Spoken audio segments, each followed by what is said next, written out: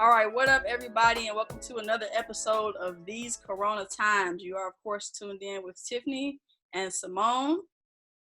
And Brandon, what's going on? Repping the Menace Knights. Repping the Menace Knights. Tonight thing, Menace Junior Academy. Yep.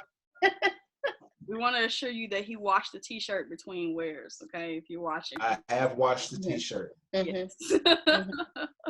We want to thank you all for joining us for our third episode. Today we're going to be talking about healthcare workers on the front lines in these Corona times. But before we get into that, we want to say a big thank you for all the love and support you guys are showing in these Corona times. We truly appreciate it. The numbers have tripled the goals that we set for ourselves. So we thank you. And please keep watching. Please keep sharing. Yeah. Yes. Thank you so much. And I may or may not have been coming in and out of the episode looking at the numbers. I may have been doing that. So we love y'all. Thank y'all for watching and supporting. Yeah, man. We just three friends that like having a little fun. That's it. Okay, so like we always do, we want to check in on our self-care goals. So every week at the end of our episode, we decide what we're going to do, between that time and the next episode, how we're going to take care of ourselves. So y'all want to update us on how y'all did? Sure. You want to go first, Brandon? Oh, well, I was going to say ladies first, but sure, I'll go ahead. So my goal was to get into the Bible a couple times out this week. I did succeed with that. I did twice over this week. There's a pastor by the name of Howard John Wesley, and he's got a sermon series called Wandering in the Desert, or Wandering in the Wilderness, I'm sorry. And so it's 3 parts. I did 2 parts of it this week, and it's been really good. It's been really good. I definitely need to do it more often. And it's funny, like the second part of the sermon series was talking about devotion, how you need to craft that and how that needs to work. So try it again this week. Try to go for 3. Tiff, how'd you do? I think I did great. I'm going to pat myself on the back for a moment. I made the goal last week to cook more. But I should have said Joelle and I, were going to cook more in the house. That's what we ended up doing. We made dinner together a few times this week. And I got that idea because a few weeks ago we did like a chili cook-off. He made a pot of chili, I made a pot of chili, and it was really fun, like being in the kitchen together. Even though one of us uses way more pots than the other to make our dishes, but it was still great to be in the kitchen together, like spending time together, just having the music on, and seeing just how we flow together in the kitchen. But the meals came out great. Nobody died, so we're still alive. It's always a plus. Simone, how was you? So I kept the same goal to try to get out of the house alone, and I did do that. I think I did it one time. I think I talked to Tiffany during that time. It was a fit of rage in the middle of being quarantined with my family, but I did leave. I got in the car and left and got some Starbucks and went to the park. So yes, I'm gonna try to do more of that, but I also need a new goal too. So, but I did better. So. Very good, very good. So with this week's episode, Healthcare Workers on the Front Line, the title of our show is These Corona Times. And so we thought it'd be good to actually talk about Corona, Rona, COVID-19, everything that's going around, whatever you want to call it. That right. And so all 3 of us either know someone that's been affected by it or have been personally affected by it, with family members or whatnot.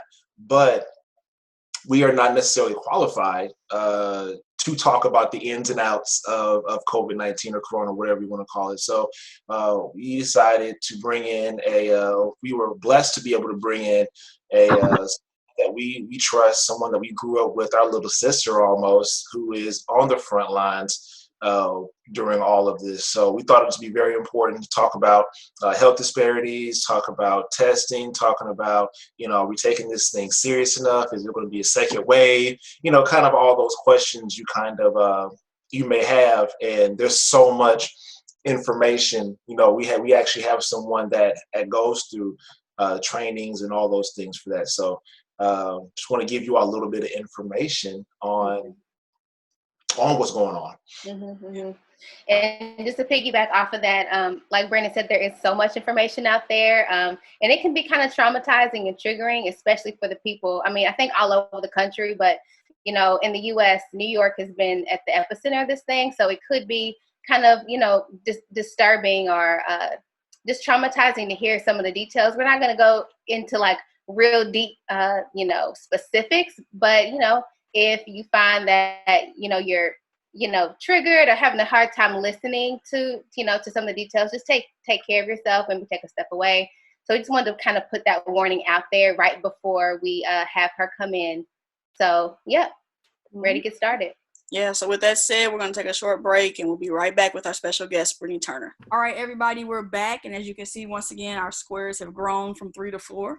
So we have a special guest with us today. Simone, if you'll give her an introduction. Yeah, so this is our own Brittani Turner, who is a family nurse practitioner in New York, and she's here joining us to talk about her experience on the front lines treating patients with COVID-19. So, Brittani, thank you so much for being here. We really appreciate you coming. Yeah, thanks, Britt. We appreciate it. For having me. Anything for my peeps. So before we get started, could you kind of describe what setting or settings you work in and how much contact you have with these COVID-19 patients as a result of this? So, I mean, before Corona happened, I currently work in interventional pulmonary. So basically what we do is we assess patients for like lung nodules, if they have fluid on their lungs. We kind of take care of anything procedure-wise, if they need anything, and get them set up and get those things taken care of. So when COVID happened, of course, you know, there's been a shortage of just kind of everything, a shortage of doctors, shortage of nurses, shortage of everything. So during the Corona, or it's still going on, not even during, but for a few weeks, I was pulled to a makeshift ICU floor to help navigate some of the nurses working on the floor who didn't have ICU experience, and it was a COVID floor. So that was basically what I had to do for a few weeks until I was pulled back to my floor. So now, you know, well, not my floor, but back to my original position. So currently we're seeing kind of like the after effects of some of our patients, and then even some of our patients that, you know, we didn't get a chance to see prior to coronavirus, we're starting to see again. So a lot of these patients have been, at least with the Corona effects, maybe had trachs. So the doctor that I work with probably, you know, placed trachs, and we just kind of have to keep up with that. Wow. Yeah, so before we get into many of our questions, I guess we'll start with this one. Like, how are you doing? Just with all this going on. How are you doing? You know what? I'm better. I would say April was definitely a challenging month. I think initially when all this happened, when it started off in March, I wasn't as worried. But I got worried mid-March because I knew someone who was affected by COVID who was laying in the ICU that I was just working with the week before. Wow. And then you start, and then like it was just kind of like a domino effect. Like so many people that you knew were just going down one by one, and you're just like, oh my goodness, am I next? Like, so you initially get that anxiety. Like, am I going to get it? How do I protect myself? It's overwhelming. And then when I worked on the COVID floor, I was still anxious for a couple of weeks, but I felt a little bit better because I had my last contact person was probably 20 days out from that, and I hadn't had any symptoms, thank God. So going to the floor is just kind of like, just make sure you protect yourself, make sure you wash your hands, make sure you do everything that you're supposed to do, and hopefully you'll be safe. But now I think today I can say that I'm better. Yeah. I'm definitely better. Like, anxiety is definitely at bay. And I'm better. I'm good. Yeah. Good. Yeah. Go ahead, Brandon. Go ahead, Brandon. Okay. I was going to say that, you know, I know you've been in New York for quite a while. How many years have you been in New York? 5 years. It's been 5 years. I can't been there for quite a while. But, you're from Louisville, and most of, if not, the majority of your family, especially immediate family, is in Louisville still. So not being able to get them, how has that kind of played with all of this? Oh, I was just like, especially in the beginning, I was like, I just want to go home. Like, I just want to quit this job right now, go home to my mama's house and just chill for a couple of weeks. But I mean, I couldn't. So it's just like, you have to learn how to kind of just be able to still keep in contact with them. I FaceTime them all the time. Talk to my mom almost every day, if not every day. And so, I mean, we were doing that before COVID, but it's just kind of like, I think it's harder when you can't go. It's like, I probably didn't even plan to go to Louisville or come to Louisville before this happened, at least within the last 3 months. But this happened, and you're just like, but I can't go. I don't know when I'm going to be able to leave or when it would be safe for me to go, because it's like, I work in an environment where there's COVID patients. I don't want to risk putting my family, like my parents are elderly. I don't want to risk going home and laying in their house. And even though I have no symptoms, I don't know what I'm bringing to them. So it's just like that thought of like, I don't know when I'm going to see them again.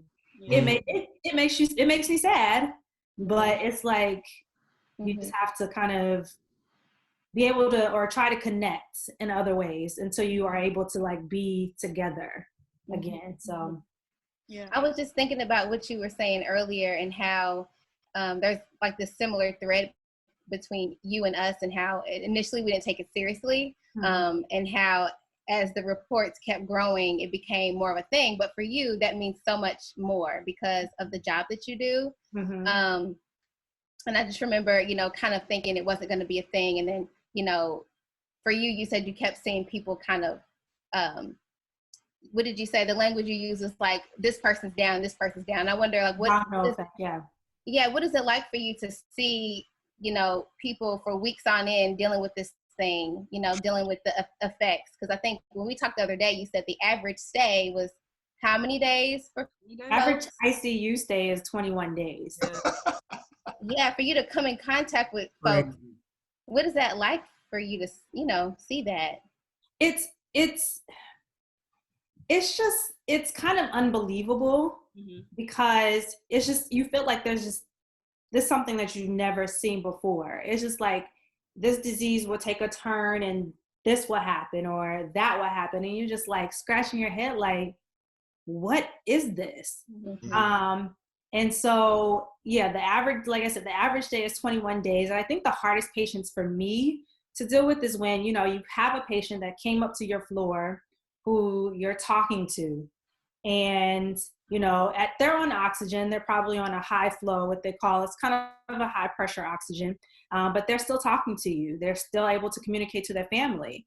And then let a day or 2 days go by, and then their oxygen levels go even further down, and then they have to be intubated. And you see the fear in their eyes, and you're just like, oh, please. Like, you just like, I need to leave this room before I cry, because it's just like, we know the outcome. It's not guaranteed that that's going to be the outcome, because you never know.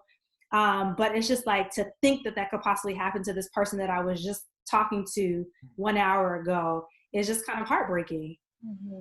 Yeah, so, just seeing them going downhill. Yeah. Oh, man, that's got to be tough. And quickly. And it's not even like, slowly. It's quickly. It's like like that. It changes. Kind of going into the beginning of all this, it seems like, we didn't take this nearly as serious as we should have. A lot of reports were, oh, it's just like a bad flu. Oh, it's just going, only old people get this. Oh, it'll be fine. We'll be okay. All of this is fine. All of this is okay. We'll be good by the summer. We'll be good for this. And no, we're not going to cancel. When was that point where it was like, yo, this getting crazy? Like, it's everybody, right? I would say probably at the end of March, early April, because I feel like that's when we hit peak. It was like the peak numbers. I think the last report, I haven't looked at, I try not to check any stats when I'm not at work, or if I'm at home, or even it's the weekend. But the last time I checked, I feel like it was at least 15,000 New Yorkers who had died of coronavirus. Wow. And that is just I think that was just in the 5 boroughs that they consider New York City. So that's the Bronx, Brooklyn, Staten Island, Queens, and Manhattan. Wow. Alone. And it's just like, wow. And that was the last that I saw, but you knew like when it was real, like, oh no, probably peak April, like, no, we don't need to go nowhere. They don't need to open up anything. Mm-hmm. I think we're still like, at least the boroughs are still on lockdown to maybe June. So yeah, it was definitely in a March, early April.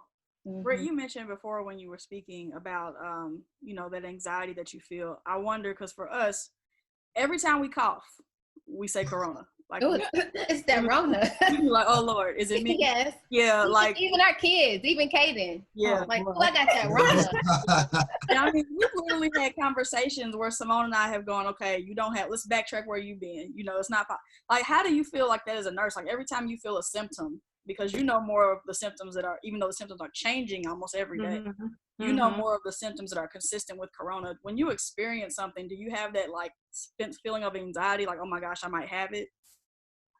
So initially, that's funny. Initially, when everything was happening and everybody around me was getting Corona, you're thinking like, oh my gosh, do I have it? And so, but I would have a thermometer by my bed, and like I knew it was anxiety. I knew it was anxiety, and I'd be like, it'll be like my heat would cut on, and I didn't even know the heat was on. I'm like, oh my gosh, I'm getting hot. Do I have a fever? Like, I'm constantly checking my fever. Like, oh, I'm cold, and the temperature's dropped 40 degrees, and the heat is not on. So I'm like, do I have a fever? Like, that was initially my scare, because you think like, especially when literally everybody that you've had close contact with is testing positive for Corona or is out sick for weeks because they have Corona, you were like, I know I got this, but maybe I'm just one of those asymptomatic carriers, but you just never know. So I was, to answer your question, a bit anxious, like, oh, do I? So I was constantly taking my temperature. Was it the smart thing to do? Probably not. But I mean, it's very normal. It's very normal to have that anxiity. Yeah. I was going to say that. Temperature randomly during Corona. I mean, because of what you do, I get it. And I think I told y'all this the other day, but this is like for real. When we knew it was real was we had a couple of psychologists who had just come from New York around the time when all this was going on. And basically they came back to our center. They were walking amongst us. And then they found out people at their conference in New York had contracted the virus. And so after that, we were out of there. Like, I was like, what is happening? I mean, it happened so fast. And one of my coworkers started having symptoms as well. Now, she's not a nurse. She's almost psychologist, but she was out for 3 or 4 days because she thought that she had it. So I think you're right. It is normal. And I mean, hey, if you got to check yourself out, you got to check yourself out. Better safe than sorry. That's when it became real for us I'm at U of L, and a lot of the big level people were at an event together. I think at like the Speed Art Museum or something. Yeah. His wife was there. The president of U of L was there, and all of them had been exposed to someone there with Corona. And all of a sudden it just, we were all already working remotely and not there, but it was like, oh, okay, now somebody actually has it. Somebody's actually been exposed to it. It's actually positive cases here. So it made it more real to us. Yeah. Brittani, I'm wondering about the people you work with and what the morale is like right now, and if you feel like there's more stress among the people that you're working with because of all that you all are going through. Have you felt a shift among other nurses or doctors and people that you work with? So when I was going to the floor, you can definitely feel the shift in attitudes, because I think a lot of people and a lot of my colleagues, they're just frustrated, but it's not so much, and they're tired. I mean, you're just literally tired because you just never know. You're just, especially if you have like a family at home or you have somebody at home, you just never know like what you're going to walk into from day to day. You don't know, like I said, whether you're going to be the one who you're a carrier, you might bring it home to your family. You just don't know. But I feel like it's just a lot of politics involved in medicine as well. So I think a lot of people are very frustrated of how things are just being handled. The fact that, you know, you have to literally fight for proper PPE to go to work, like, is unbelievable to me. You don't want to. I mean, now they do, but it was just kind of like in the beginning, these were the things that they were fighting for. And so I think there's still ongoing issues. And I mean, it is a pandemic. Nobody could have prepared for a pandemic. I think there should always be a place for, this should be a learning lesson for anything in the future, that if a pandemic were to hit, this is what we need to do, and this is what we need to set in place. Right. These are the supplies that we need to have. This is how we're going to change the work environment. This is how we're going to prepare our employees on, you know, what to do when we encounter these patients, because it's just at this point you're frustrated. You're just kind of like, everybody's getting pulled every way. Like, it's one difference if you're like trained or something in critical care. And it's even a lot for critical care doctors or even critical care nurses, but it's one thing to be trained and there's one thing to not be trained. And then because you have to be pulled to this new environment and have to take care of patients that you're not really familiar with, it's frustrating, it's overwhelming. And it's just like, man, like, you just really want this to be over so you can go back to not necessarily normal, but you want to go back to what you know. So I think a lot of, especially the nurses, are very frustrated because they've gotten pulled to in so many different directions. And they are having to deal with so many different things that they never had to deal with before. So I can definitely tell that there's like frustration for sure. They're tired, they're burnt out. They're talking about a second wave, and we're just like, no, please. Right. It's not here in New York. It can be anywhere else but New York. We don't want it. You need a break. We're tired. Like, you got at least a month off. So you can definitely tell there's been a shift in attitude. I mean, people are really not okay. Everybody deals with or copes with everything differently. But there's a lot of people that are truly just not okay. So I think that one thing that could help to really, I guess, adjust to the fact that there may be a second wave is to really adhere to some of the guidelines and things that folks are putting out. You know, we're in Louisville, Simone's in North Carolina, and looking around Louisville, I can tell you it's about half and half. People are like, it's over, you know, stuff is open back up, don't worry about it. And you got another half that are out there wearing their masks and things like that. When you look at a place like New York that had so many deaths and so many losses, you know, we should be looking at you all as like the example. Do you feel like folks in New York are taking it more seriously than everybody else is, like as far as like preparing for that second wave or really seeing the impact of how coronavirus has infected the area? I think so. Especially, I do think so. When we go out, everybody has on a mask. They won't even let you into a grocery store without a mask. Some places won't even let you into a grocery store without a mask and some gloves. But gloves to me is, but whatever, you do your thing. So, and even, I mean, they really stress, even over the weekend, like, it's really hard. New York is very, like, there's a lot of people here in New York. And our buildings and our apartments are small, or everyone is living on top of each other. For the first 2 months of this, it was cold, freezing cold. So you really can't go out. It's starting to get warm. So people want to get out and breathe. And our governor, our mayor, they know that we want to do these things. So there's people at the park, but they encourage them to make sure you're staying 6 feet away and make sure you have on a mask. I think this over the weekend, I usually don't go out. I still stay in my house. I don't go anywhere on the weekends. I go to work, I come home, and that is that. But one of my friends was telling me that they went biking at the park this weekend, and, you know, the cops were like handing out masks to people if they needed a mask. So, I mean, realistically, it's going to be hard for New Yorkers to stay inside the house when you are in such a confined space, and you've been in that confined space. You're going to lose your mind. Anybody's going to lose their mind. Very true. So, I mean, you have to be like really realistic, but you should also keep in mind the social distance practices, especially if you just have to. You got to keep that in mind. So, yeah. I think that we can't talk about COVID-19 without talking about race and how Black and Brown communities are being, disproportionately impacted by, by this virus. When we think about our white counterparts, they're just not being impacted in the same way that we are. And so I wonder what your experience of that has been. Have you seen that? What is that like for you as a Black woman to know that and to be seeing that? So I live in the Bronx. Most of our population is brown and Black. Yeah. And so most of our patients have been brown or Black. But I think before COVID even hit, there were so many, social health disparities. Yeah. That kind of were brought to our attention in our forefront in COVID.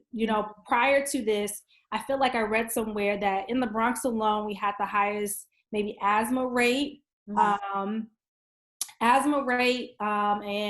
something else. I can't remember right now. But I mean, the Bronx is considered one of the lowest, what's the word I'm looking for?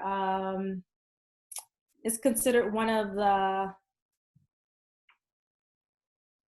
the biggest boroughs that are affected as far as health is concerned. Like we don't have access, our patients probably don't have access to, healthy food.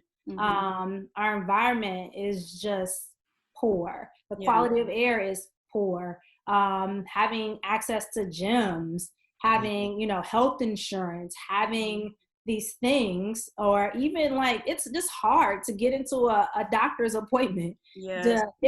You're on a waiting list to just see your primary care doctor for 3 or 4 months. Wow. And so it's just they live with all these things. They live with COPD, they have asthma, they have heart disease, they have diabetes prior to COVID. And we're seeing that people who have these pre-existing conditions, they have these pre-conditions before COVID. It just kind of affects them the most. So, I mean, it's just, and unfortunately, it's us and our Black and Brown community. So, I mean, you see it's sad. COVID is really shining a light on those health disparities quite a bit. Yeah. And those are things that we already knew. The health disparities already existed among our community. But now, in addition to the things like, not all minority people have jobs where they can work remotely. A lot of our folks are factory workers. They can't just stop working, and they can't social distance because, they may live in a home with more than 3 or 4 people in it. So, these lower resources, less access to health resources, all those things are adding up and really affecting the. And there's essential workers. Yeah. Because they work in grocery stores, they may work in some of these food restaurants that are open. They are out, and if they don't work, they can't feed their family. Right. And some of these jobs probably don't even provide them with adequate health care. Right. So it's like they're affected the most. Yeah. And then if somebody in your home was laid off, then the person who is working, they gotta go. Gotta go. So it's like you all said. This is.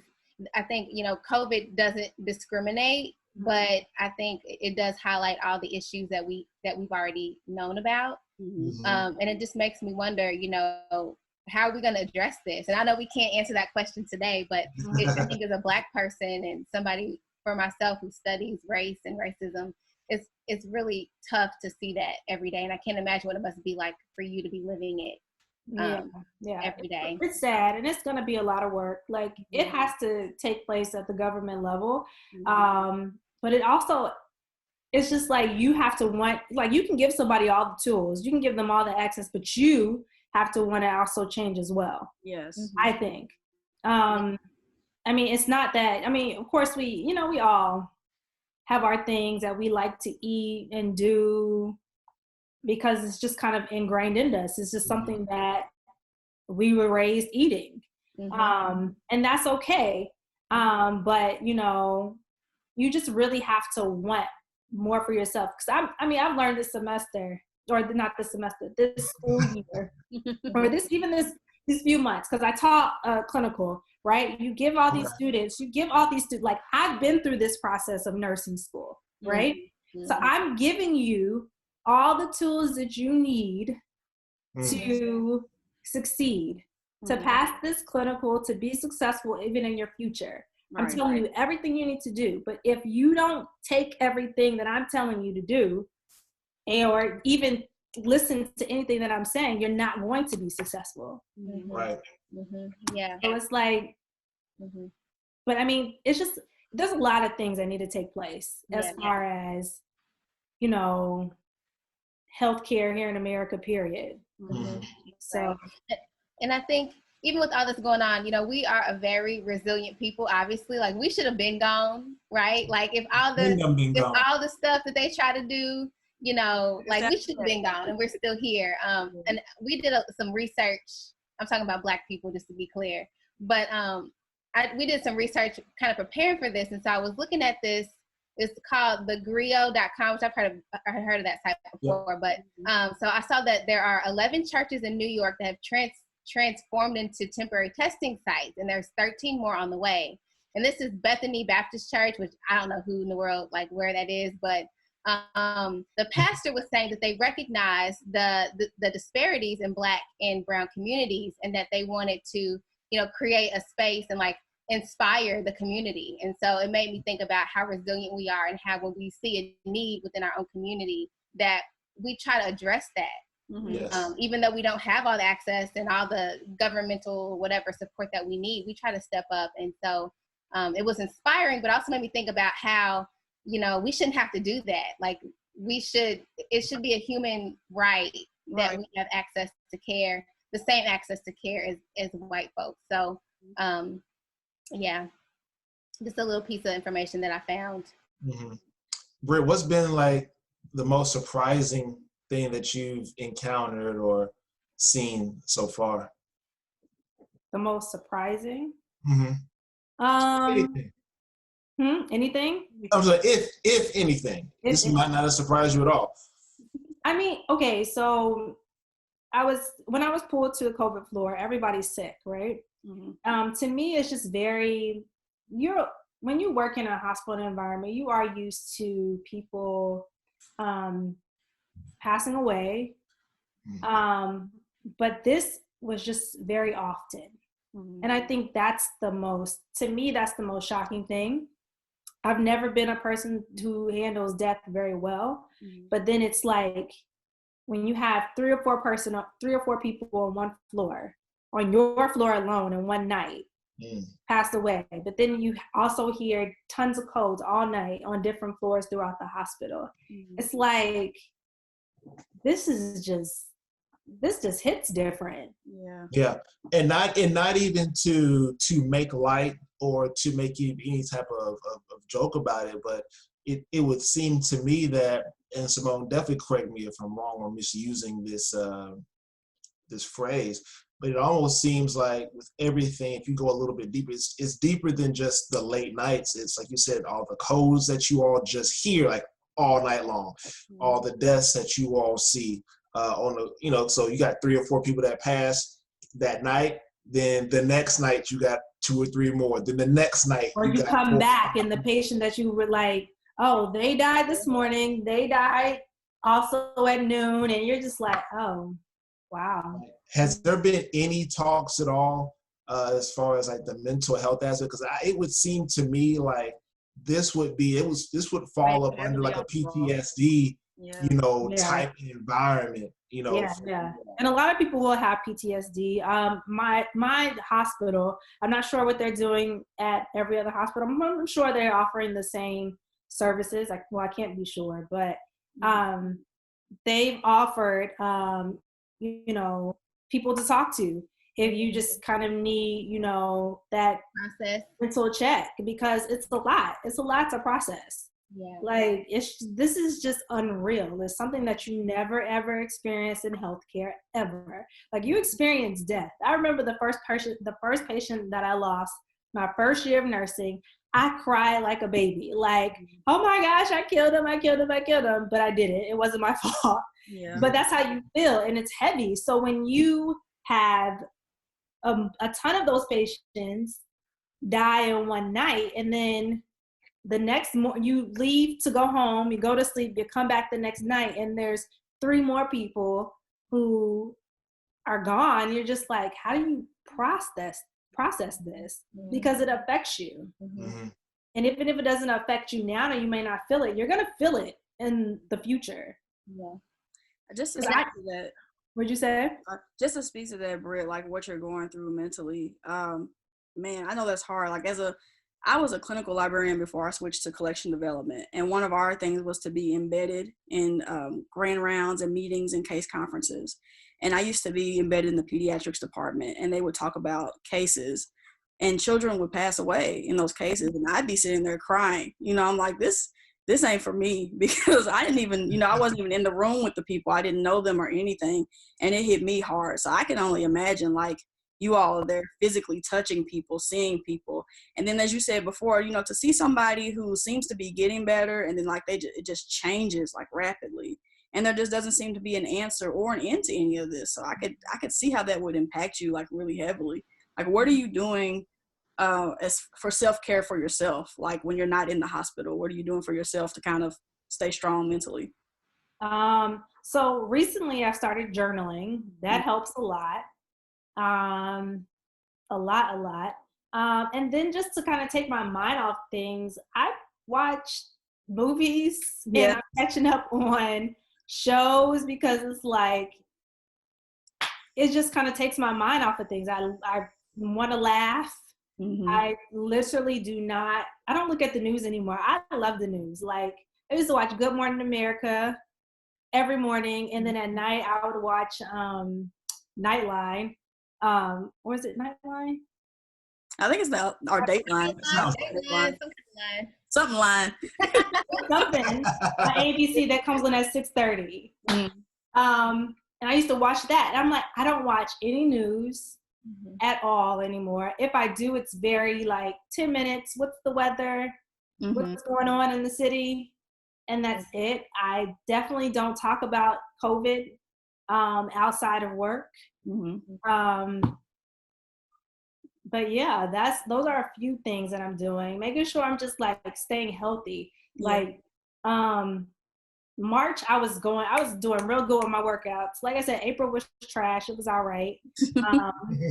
It was okay. And so now I'm trying to get back into the swing of like having a routine of working out. Right. Whether that's like just signing up to do some kind of like 5-day challenge where I'm going to do like a workout with a group of people on Zoom or something. That helps a lot. And just trying to stay healthy and sane and pray and just stay connected. Like, yeah.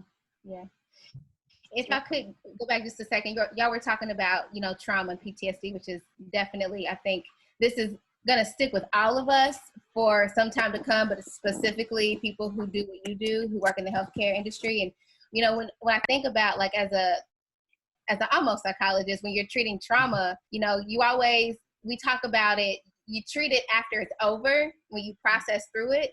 And this is not over. You're in the middle of it. And so I was really happy. I love to hear how you were talking about the things that you're doing to cope and the self-care, because that's what you were describing with the journaling and all that. And that's really all you can do right now is try to maintain, because we are all very much in the middle of this. So I'm happy that I'm sure we're all. I don't know when it's going to be over. So it's like, you wait 6 months to process things, you're just going to be mad. You're going to be angry. You're gonna be, my sister can tell you, like in April, she would call me and I'd be like, what? And she's like, you don't sound very I said, girl, this is trash. And it is. 2020 is I'm not okay. And so you just have to learn how to process. Everybody, like I said, on your own time, everybody processes things different.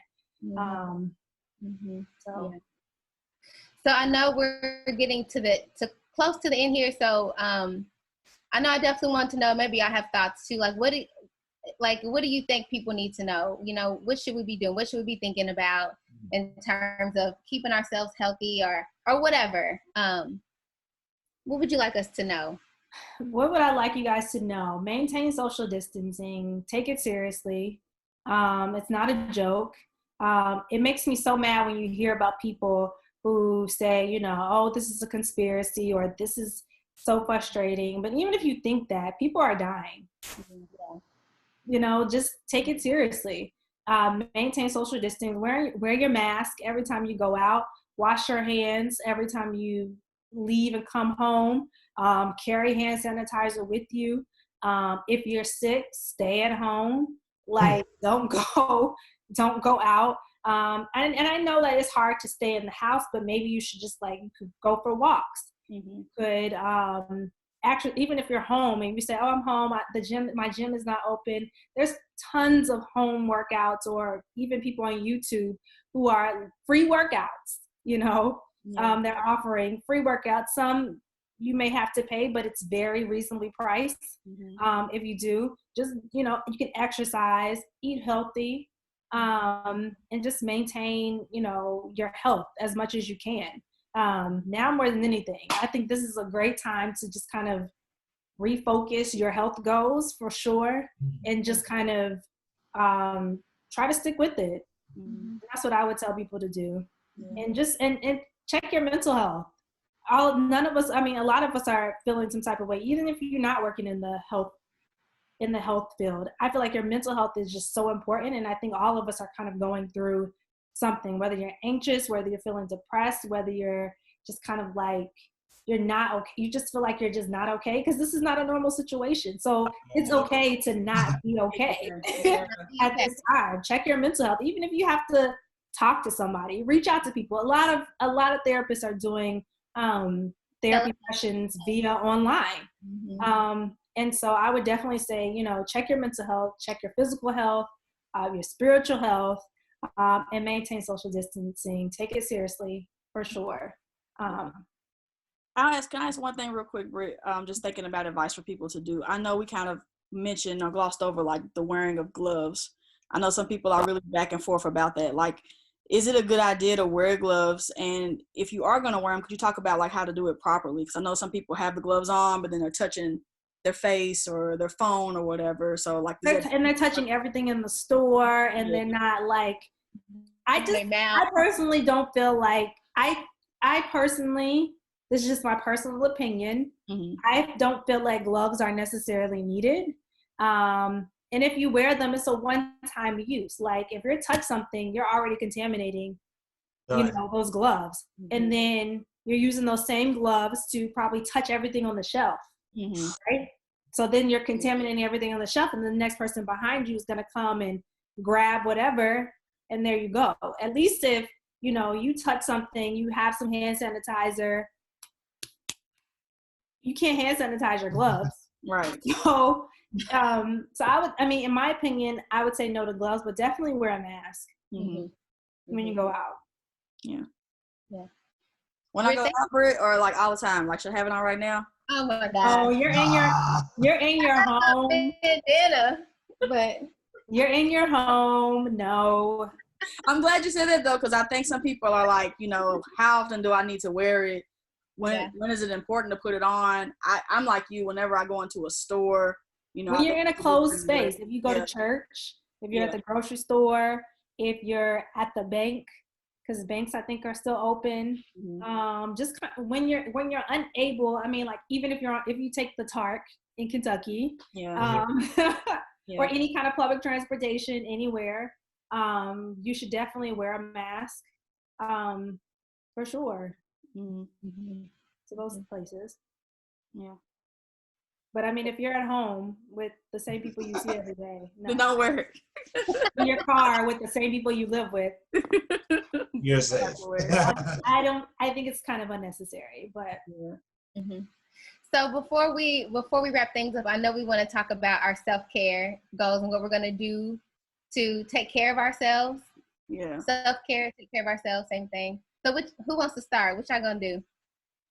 I know for me, I'm gonna piggyback on last week's. I said I was gonna get into the Bible a couple of days. I'm gonna aim for 3. I did 2 last week. I'm gonna aim for 3 this week. Mm-hmm. Okay. I want to go for a run this week. I haven't done that in a while. I used to run a lot. I kind of got out of it. But I want to try to make myself go out and do a run. Just maybe something like maybe a mile or something across the bridge. Okay. Britt, what you gonna do? What am I gonna do this week? I'm gonna get back into exercising. It's been like 2 weeks since I've exercised. So my goal is to exercise 5 days this week. All right. Big goal. That's a big goal. I signed up for a challenge and I paid for it. So I have to need that helps. for accountability. That will get me back into the swing of things. Yeah. I don't know why I keep going last, because mine is always so weak.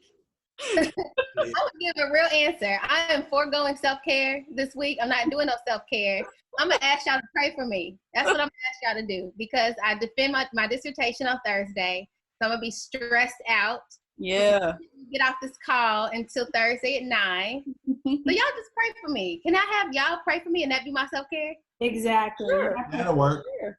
And I hope by the next time we record, we'll be talking to Dr. Simone. Dr. Simone Lavelle Bruce. Yes. No, I'm joking. That's what I'll be doing. But yeah. Okay. Well, that all sounds really good. Before we go, we want to make sure, Britt, we thank you so much for being with us. Thank you. Thank you so much. We are so proud of you and the work that you're doing. You you left us in Louisville and you went to New York and you're doing big things, and we're really Right. proud of you for doing it. Yeah. Thank you for having me. Anytime, guys. Thank you. Yeah. So that's it, guys. We're about to wrap up these Corona times. Of course, you can always like, share, subscribe to our channel. Keep watching the videos, keep giving us feedback, and new episodes drop every Monday. So tune in every Monday on YouTube. All right. And let us know what you want to hear, what you want to see. We want your suggestions. Yeah, we would like your suggestions. Next week, we're going to try to continue this discussion on race relations with the coronavirus. We'll have an exciting announcement midweek to drop for you guys about the exact title of the episode, but that's what we're going to talk about next week. Okay?